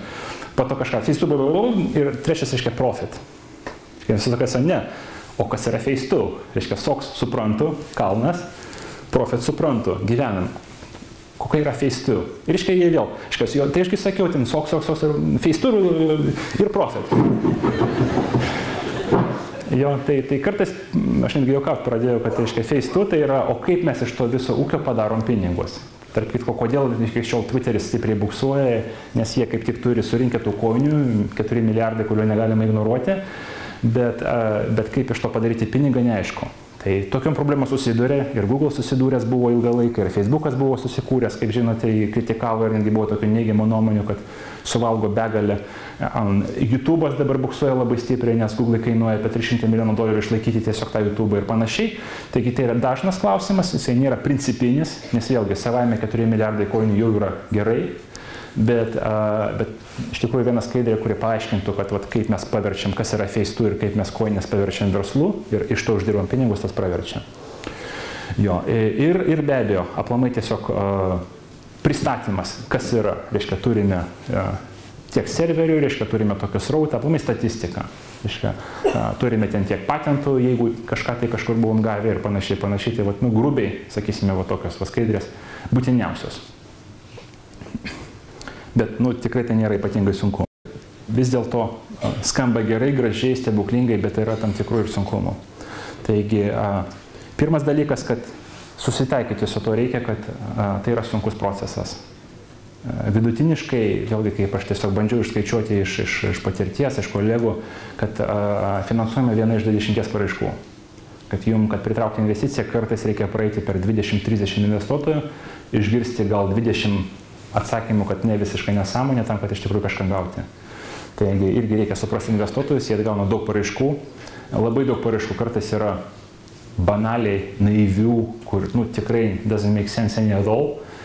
Tai tokių jie filtruoja ir tiesiog tai yra sunkus darbas. Tai tiesiog taip nebūna, kad ateini, iš karto tau davė milijoną ir panašiai, tai yra sunkus darbas. Po to iš tikrųjų reikia įdėti gerą idėją. Ne kad jums atrodo, kad gera idėja, bet iš tikrųjų gerą idėją. Tai būna pakankamai retai, kad idėja, kuri iš tikrųjų yra verta. Kaip jau minėjau, stipri komanda yra labai svarbu. Ir kas, vėlgi, kas svarbiausia reikia turėti, kai išvelgs nenori investuotojas, tai yra motyvacija. Nes jeigu iš tikrųjų kažką nori padaryti, stipriai nori. Ne taip, kad iš principo būtų neblogai, bet tikrai nori. Tai tas yra svarbu. Be abejo, priimant investicijas atsisveikinti su tam tikrą verslo dalim. Taigi, nors ir 20%, bet prarandi, tai prašau. Kaip geriau parodyti, kad turi daug motyvacijos? Šiaip, jeigu jau taip visiškai, kaip sakoma, formaliai teisingai atsakyti į klausimą, investuotojai daeis iki to, kad skambins jūsų draugam, partneriam, šeimai ir klaus, kas jūs esate toks, ar iš tikrųjų jūs pravedėte ten ofise 10 valandų ir taip toliau, taip toliau. Ta prasme, greičiausiai jie vėlgi per tą patį due diligence maksimaliai įsiaiškins, reiškia, kas jūs toks, kaip jūs dirbate, kokie atsiliepimai kolegų. Kad tie reference callai, jie nėra Lietuvoje populiarūs, bet užsienyje be jų niekas nebūna. Vėlgi, tiesiog esi pasiruošęs tam, kad išklausys visų tavo kolegų draugų. Vienas iš tokių rimtų momentų, tai yra priimant investiciją, iš esmės tai yra tam tikras įsipareigojimas iki kol mirties išskirs mus. Arba verslo kalba iki kol pinigai baigsis. Nes labai dažnai į verslą žiūri neatsakingai. Ai, čia studentauju, čia paverslauju, čia kažkokią tai puslapį turiu, gal darau, gal nedarau, pasiseks, nepasiseks, duos milijoną gerai. neduos negerai. Taigi vėlgi tiek iš etinės pusės, tiek iš verslo pusės tai yra iš esmės pasirašymas pasižadėjimo, kad aš prašau pas tave milijoną, bet tuo pačiu aš esu pasiruošęs, pasirengęs pažadu, kad artimiausius metus 2-3, iki kol tas milijonas nesibaigs, atiduoti visą save, visą savo energiją, visą savo darbą iš tikrųjų tam projektui. Tai yra rimtas pasižadėjimas. Nes iš tikrųjų tai yra tam tikras apsisprendimas, kad šiaip tokia pusiau hobį, pusiau kažko, aš pasižadu, kad aš darysiu tą nuoširdžiai maksimaliai gerai atsidavęs viskam. Tai yra svarbus psichologinis momentas, svarbus pažadas. Ir pasakysiu, kad vėlgi nesigilinsiu į tas juridinės detalės, bet ta investicinė sutartis iš esmės nori privers jūs tą daryti. Taigi bus labai naivu tikėtis, kad duos milijoną, pasistengsiu, pabandysiu ten kažką tai dar čia padarysiu, norėsiu, nenorėsiu, dirbsiu, nedirbsiu, viskas. Arba taip, arba taip. Ir iš tikrųjų dar vienas momentas, gal to ir užbaigsiu, kad yra, kaip aš jau minėjau, nemažai priežasčių, kodėl jūs norite pradėti verslą. Ir dažniausia priežastis bus ne finansinė. Dažniausia priežastis bus, aš darau, kas man patinka ir ką aš noriu pasiekti, pakeisti, man yra fun ir jeigu už tai dar man mokate, tada gerai. Dažniausia bus. Bet pirmą kartą, kai jūs paimate išorinius pinigus, svetimus pinigus ir pasamdote nors vieną darbuotoją, iš esmės jūs jau bent jau etiškai prarandate teisę žiūrėti į verslą kaip į savo kitų poreikių tenkinimo būdą. Kitais žodžiais, investuotojas visiškai neturi jūsų sentimento, kad yra fun tusuotis konferencijose. Jum fun, jum patinka, keliauti ten, nemokamai gyventi viešbučiuose, dalyvauti tūsuose ir vakarėliuose, jam tai nėra fun. Jisai ateina pas jūs, jis jums pateikia pinigą ir sako, aš tikiu, kad tu tą pinigą išausdinsi ir duosi man finansinę grąžą. Ir paimdamas tą pinigą, tu bent jau turi moralinę, reiškia, įsipareigojimą. Nuo šiol, reiškia, kai aš paimu svetimą pinigą, mano užduotis yra maksimizuoti finansinę grąžą į tą pinigą. Su tokiu pat pažadu ateina pas jūs ir darbuotojai, nes vėlgi jūs galite jausti gal kaifą nuo tų konferencijų važinėdamas, bet jūsų darbuotojai nori turėti karjerą, nori turėti atlyginimą, nori turėti pajamas, nori turėti ilgalaikę naudą ir taip toliau. Taigi, kaip aš jau sakau, pirmą kartą arba pasamdžiu žmogų, arba paima svetimą pinigą, iš esmės jau tu nebesi pavaldus pats savo. Čia kaip apie prezidentus sako, kad jie nėra žmogus, jie yra institucija. Jie negali sau leisti savo asmeniniams, teoriškai, praktiškai, gal kartais būna kitaip, bet teoriškai jie negali sau leisti savo asmeninius tikslus statyti virš šalies tikslų. Taigi tai yra svarbus momentas, kartais apie tai nepagalvoja, bet tą klausimą užduoti, ar aš tikrai tą darau dėl to, kad man fun, arba aš tą darau dėl to, kad iš tikrųjų man pakeliu su investuotojais, darbuotojais ir kitais partneriais, kuriuos susirinku. Ir jeigu man pakeliu, tada atsiprašau, tada mano sentimentai jau lieka mano problema. Reiškia, savaitgaliais aš galiu daryti, ką noriu, bet mano verslas tai yra įrankis jau nebe visiškai man pavaldus. Tai yra įrankis, kurio naudojasi daug žmonių ir kurie pateikia jums savo laiką, darbą, energiją, pinigus ir taip toliau.